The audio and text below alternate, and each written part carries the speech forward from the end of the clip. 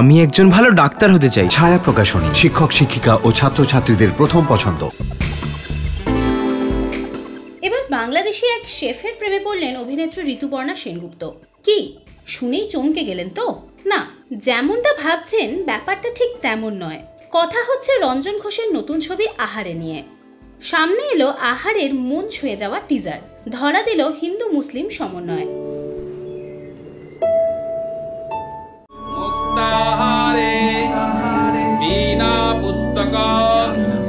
ঢালিউডের জনপ্রিয় নায়ক আরিফিন শুভকে দর্শকরা পাবেন একজন হাই প্রোফাইল শেফের ভূমিকায়।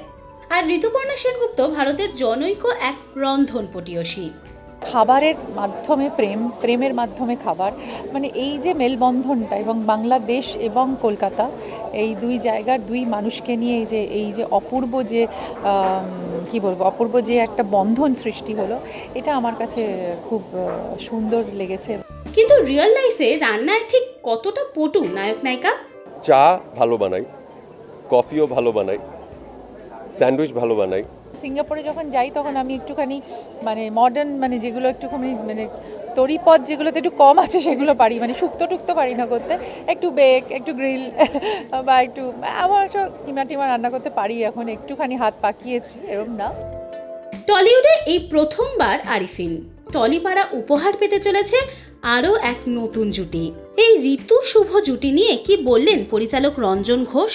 নতুন জুটি মানে আমি যেটা সবসময় মনে করি সেটা হচ্ছে যে বাংলাদেশের একটি চরিত্রে বাংলাদেশের একটি নায়ককে কাস্ট করতে পেরেছি, এবং ঢাকার চরিত্রে অন্য কাউকে, এখানকার এক একজন বাঘা বাঘা সব অভিনেতা আছেন, স্টার আছেন, তো তাদের কাস্ট করলে একটা ফাঁকি দেওয়া হতো।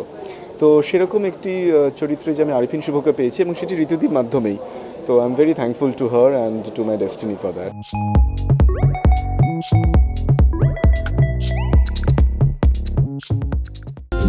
টলিপাড়ার লেটেস্ট নিউজ আর এক্সক্লুসিভ ভিডিওর সঙ্গে আপডেট থাকতে এখনই সাবস্ক্রাইব করুন আমাদের ইউটিউব চ্যানেল। বেল আইকনে ক্লিক করতে ভুলবেন না যেন।